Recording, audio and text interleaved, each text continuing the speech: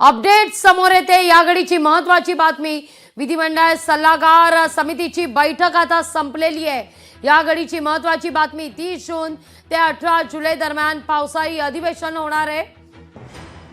विधिमंडळ सल्लागार समितीची बैठक नुकतीच पार पडलेली आहे। 30 जून ते 18 जुलै दरम्यान पावसाळी अधिवेशन आता होईल। पावसाळी अधिवेशनाची तारीख आता ठरलेली आहे। 30 जून पासून पावसाळी अधिवेशनाला आता सुरुवात होणार आहे। 30 जून ते 18 जुलै दरम्यान हे पावसाळी अधिवेशन सुरू असेल।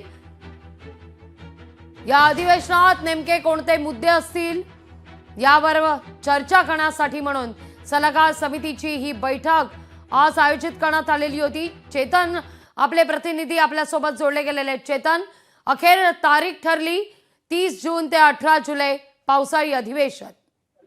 निश्चित लागवी या संदर्भातील वृत्त लोकशाही मराठीने कालच दिलेलं होतं आणि आपल्या या वृत्तावरती अखेर या समितीच्या बैठकीमध्ये शिक्कामोर्तब झालेलं आहे। 3 आठवड्यांचं हे पावसाळी अधिवेशन असेल आणि विशेष लक्ष या अधिवेशनाकडे असेल, कारण अर्थसंकल्पीय अधिवेशनामध्ये केलेल्या तरतुदीमध्ये अनेक आमदारांना निधीची आणि मंत्र्यांनाही निधीची चणचण भासत होती आणि त्यासाठीच आता या जुलै महिन्यामध्ये होणाऱ्या अधिवेशनामध्ये पुरवण्या मागण्या मांडण्यात येतील आणि या पुरवण्या मागण्यांच्या माध्यमातून अनेक प्रकल्प आहेत, अनेक कामं आहेत, त्यांच्यासाठी निधी उपलब्ध होणार आहे।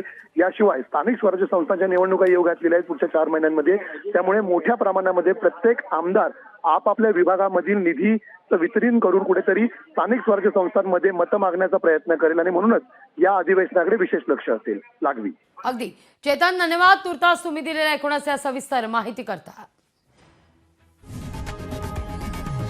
लोकशाही मराठी ऐका, पहा, जागरूक रहा।